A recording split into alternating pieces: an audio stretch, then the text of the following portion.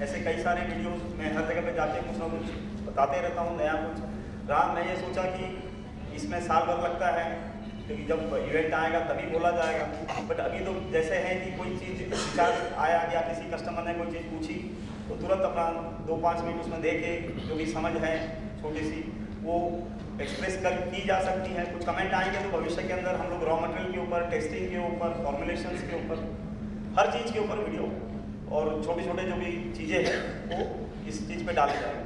तो आप अगर इससे कनेक्ट अगर हो जाए तो बेहतर है। अभी जिस तरह से पुट्टी के बारे में मैं वॉल पुट्टी के बारे में बता रहा था, तो कुछ बेनिफिशियल स्ट्रेटजीज जो है वो एमएसएमई ने, जो मैंने पहले अभी वीडियो में बता ही चुका हूँ, थोड़ा सा इसको ब्रश अप कर देता हूँ। तो आपको रिस्क डाइवर्सिफिकेशन करना पड़ेगा। तो एक ही प्रोडक्ट बना के आप पैसा नहीं कमा सकते हैं। आपको कहीं कोई मार्जिन कहीं कम है कहीं ज़्यादा है तो आपस में उसको शेयर करना पड़ेगा और उस तरह से उसको करना पड़ेगा। मार्केट सेगमेंट भी बदलने पड़ेंगे। अलग अलग प्रोडक्ट आप बना सकते हैं। टायर एडहेसिव है, ब्लॉक जॉइनिंग मोटर, अभी तो लगभग ऐसा है कि जगह जगह पर रेती की समस्या हो गई है, सैंड की, तो आप लोगों को ब्लॉक जॉइनिंग मोटर भी लगभग हर आदमी लगभग बनाने लगा है और जरूरत पड़ने लगी है। प्रोडक्ट की क्रॉस सेलिंग भी करनी पड़ेगी। हर प्रोडक्ट में मार्जिन नहीं मिलेगा, जिसमें मार्जिन मिल रहा है वो बनाइए। पर जैसे पुट्टी जो है, वॉल पुट्टी, ये एंट्री लेवल प्रोडक्ट है और हर बिल्डिंग के अंदर, हर प्रोजेक्ट में ये शुरुआती प्रोडक्ट है। ये प्रोडक्ट जाएगा तो आपके बाकी जो सब्सिक्वेंट प्रोडक्ट हैं जो आप बना रहे हैं, पेंट, प्राइमर, वो सब जाएंगे, उसमें आप अपना मार्जिन कमा सकते हो। इसी तरह से जब आप फ्लेक्सिबिलिटी, अब जब अलग अलग प्रोडक्ट रहेंगे तो आप फ्लेक्सिबिलिटी ऑफ रेवेन्यूज भी रहेंगे, अलग अलग तरह से आपका पैसा आते रहेगा। और सेम कस्टमर जो है जिसको आप पुट्टी दे रहे हैं या पेंट दे रहे हैं, उसी के लिए ही ये प्रोडक्ट दिया जा सकता है। तो वो कस्टमर आपके हाथ से छूटेगा नहीं और आप उसको मेंटेन कर सकेंगे। अब जो मैं सजेस्ट करने जा रहा हूँ कि आप अलग अलग प्रोडक्ट बनाइए।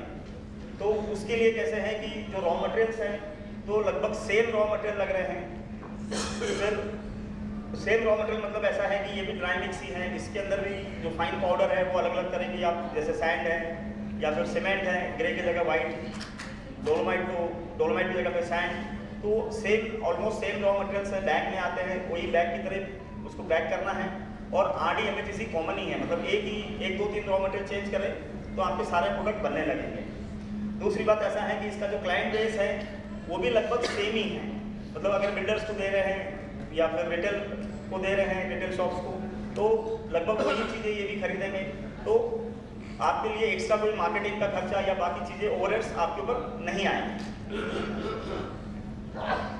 दूसरी बात ऐसा है कि इसके अंदर जो मशीनरीज जो लगती हैं या जो पैकिंग इक्विपमेंट लग रहे हैं वो भी लगभग सेम ही हैं। मतलब आपको कोई एक्स्ट्रा इक्विपमेंट डालने की जरूरत नहीं है, कोई एक्स्ट्रा मशीनरी डालने की जरूरत नहीं है। सेम मशीनरी के अंदर आप ये चला सकते हैं। जैसे अगर आप रिबन ब्लेंडर, बॉल मिल या ट्विन शाफ्ट मिक्सर या जो भी मिक्सर आप यूज़ कर रहे हैं वो सभी चल जाएंगे। और इसी तरह से आप जो आपका प्रॉफिट मार्जिन है वो आप बढ़ा सकते हैं और ये जो कॉम्पिटिटिव मार्केट है इसके अंदर आप सस्टेन कर सकते हैं। और एक जो समस्या जो एमएसएमई सेक्टर में आती है वो है टेस्टिंग फैसिलिटीज़ के बारे में। क्योंकि हम लोग जो प्रोडक्ट बना रहे हैं और जो विदेशी या जो बड़ी कंपनियां जो बना रही हैं उनके अंदर क्वालिटी में बड़ा अंतर आ रहा है। क्योंकि वो लोग तो क्वालिटी प्रोडक्ट के अलावा दूसरा प्रोडक्ट बनाते नहीं हैं और हम लोग कॉस्ट कटिंग के चक्कर में कई सारे बगैर टेस्ट करें, बगैर कुछ करें, क्योंकि ड्राई मिक्स में सब लोगों को लग रहा है कि सिर्फ 2-3 पाउडर आपस में मिला देना है और पैक करना है। देखिए ऐसा नहीं होता है। 2-3 पाउडर या 4 पाउडर अगर आप मिला के पैक भी कर रहे हैं तो अल्टीमेटली टेस्टिंग उसमें मस्ट है। टेस्टिंग इसलिए है क्योंकि जो आपका जैसे सैंड रहेगा, डोलोमाइट रहेगा, उसकी कोई कंसिस्टेंसी नहीं रहेगी। क्योंकि कैसे है कि वो कोई जो भी छान रहे हैं या जो भी उसका मेश साइज है वो एक ही डिनोट कर रहा है। वो ऐसा नहीं है कि 2 मेश साइज के बीच में का माप है। जैसे अगर आपको 250 चाहिए वो ये नहीं बताता है कि 200 से ऊपर, 300 से नीचे 250 रहेगा ऐसा, और कितना % डिटेंशन है उस पर ध्यान नहीं दिया जा रहा है। जैसे ही उन चीज़ों पे बात करी जाएगी तो आपकी ताकत और हर चीज़ बदलती है। सीमेंट भी जो है वो फ्रेश चाहिए, क्योंकि सीमेंट की जो जिस तरह से पैकिंग है उसको कहीं हाइड्रेशन हो जा रहा है और पुराना सीमेंट जो है उसकी तरह से सेट नहीं होता। ऐसे सभी रॉ मटेरियल का कहीं ना कहीं टेस्टिंग का कुछ दिक्कत आती है।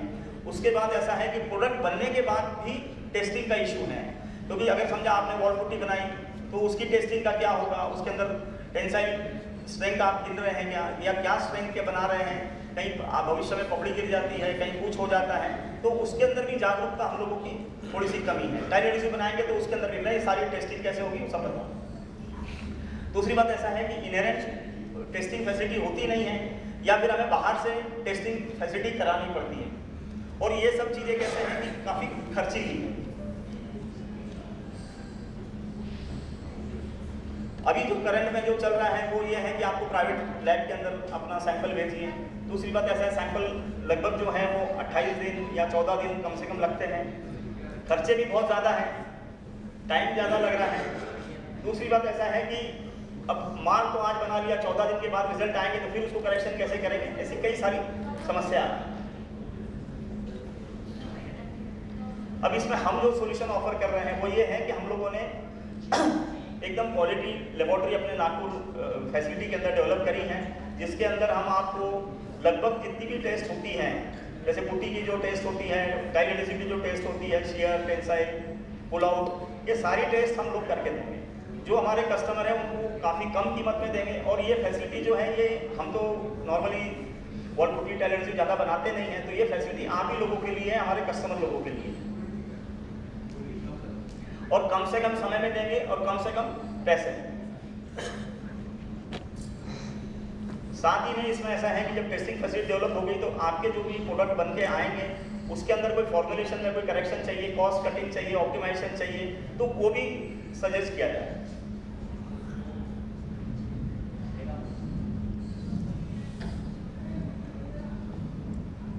अभी ये तो टेस्टिंग फैसिलिटी के बारे में है, अभी और भी कुछ हम लोग चीजें कर रहे हैं वो भी बता देते हैं। अभी हम लोग सजेस्ट करेंगे कि आप और भी कई सारे प्रोडक्ट बनाना चालू करिए, जैसे टाइल एडहेसिव है। देखिए टाइल एडहेसिव का मार्केट अब दिनों दिन बढ़ते चले जा रहा है, और अब जो टाइल लग रही है वो बगैर टाइल एडहेसिव के लग ही नहीं रही है। पर इसमें कैसे है कि अपने को ये समझने की जरूरत है कि कितनी तरह के टाइल एडहेसिव्स हैं, उनके टेस्टिंग पैरामीटर क्या है, क्या नहीं है। देखिए टाइप 1 टाइप 2 जो है, जो फ्लोर टाइल और वॉल टाइल, छोटी टाइल के लिए तो कोई भी टाइल एडहेसिव में कोई दिक्कत नहीं है, पर बड़ी जो टाइल लग रही है उसमें तो आपको टेस्टिंग के बगैर वो बनाना खतरनाक हो। तो ये टाइल एडहेसिव जो है ये नॉर्मली टाइल चिपकाने के काम में आता है। नॉर्मली ये ग्रे सीमेंट और व्हाइट सीमेंट से बनता है, और इसमें रॉ मटेरियल जो होते हैं वो सीमेंट होता है, बाइंडर। ये टाइप्स ऑफ टाइल एडहेसिव्स हैं, टाइप 1 है, टाइप 2 है। टाइप 1 जो रहता है नॉर्मली फ्लोरिंग के लिए यूज होगा, टाइप 2 जो रहेगा वो वॉल के लिए भी यूज किया जाता है। टाइप 3 जो है ये स्टोन, ग्रेनाइट, मार्बल्स के लिए यूज होता है, और उसी तरह से टाइप 4 और टाइप 5 भी जो है जो किसी भी तरह के बड़े बड़े जो पत्थर रहेंगे उसको चिपकाने के काम में आता है।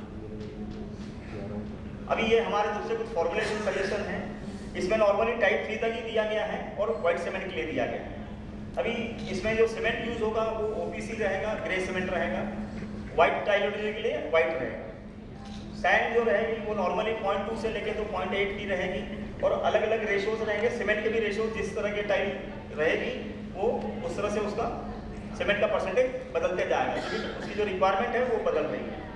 NHEC लगभग कांस्टेंट रहेगा, और RDP इसमें चेंज होगा क्योंकि अडेजन फोर्स जो रिक्वायर्ड है वो ज़्यादा होते चले जाता है। टाइप जैसे जैसे टाइप 1, 2, 3, 4 बढ़ेगा उस तरह से अडेजन फोर्स उसमें ज़्यादा चाहिए।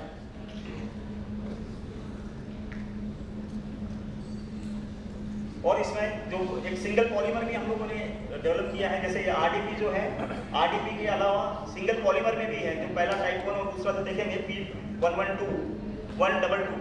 तो ये जो प्रोडक्ट रहेगा ये आपको सिंगल प्रोडक्ट डालना पड़ेगा, जिसमें RD MHEC का मिक्स रेशो है वो आपको यूज करना पड़ेगा। वो लगभग 1 टन के लिए 6 किलो डालना पड़ेगा, और उससे आपकी कॉस्टिंग भी कम होगी, और ये जिसको तो प्रीमिक्स जैसा प्रोडक्ट रहेगा तो आपकी क्वालिटी कंसिस्टेंसी भी रहेगा। ये सारा के सारा जो फॉर्मुलेशन है ये 100 किलो के लिए। ये व्हाइट टाइल एडहेसिव का फॉर्मुलेशन है, इसके अंदर भी हमारा जो प्रोडक्ट है सिंगल पॉलीमर भी जा सकता है, और RD MHEC का भी रेशो जो है वो आप देख सकते हैं।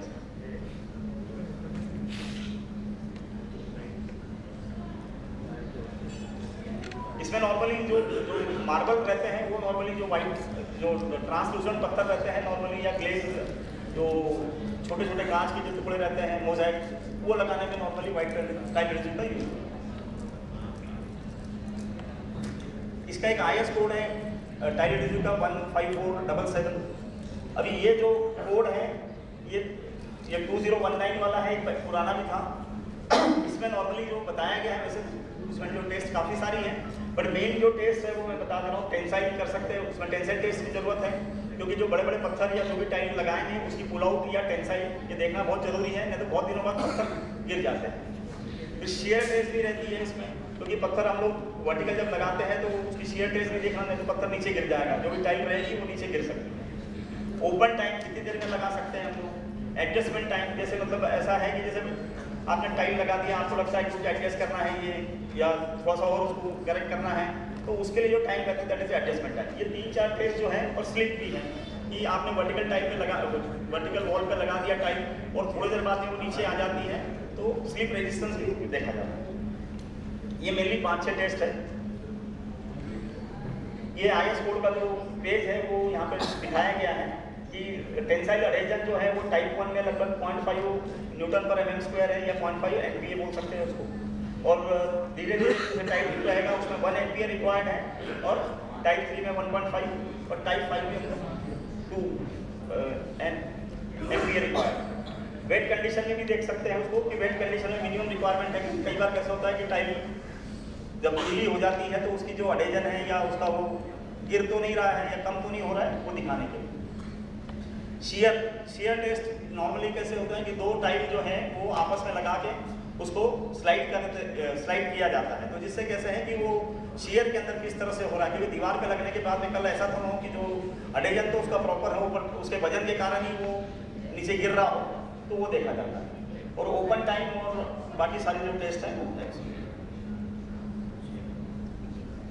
वॉल पुट्टी के भी टाइप्स हैं, वो भी थोड़ा समय के भी कैसे हम लोग एक ही सिंगल वॉल पुट्टी बना रहे हैं, हम 3-4 तरह की भी वॉल पुट्टी बना सकते हैं। देखिए वॉल पुट्टी जो है वो नॉर्मली जो बनती है अभी तो वाइट सीमेंट से ही बन रही है। फिर कोर्स पुट्टी भी बनाई जा सकती है, जैसे नॉर्मली कहीं पर अब आपको फिलिंग करना है या थिकनेस ज़्यादा चढ़ानी है तो कोर्स पुट्टी बना सकते हैं। टेक्सचर वॉल पुट्टी भी बनाई जा सकती है, या टेक्सचर पेंट बोलेंगे या टेक्सचर बोलेंगे, तो जो भी वो भी सीमेंट बेस बनाए जा सकते हैं।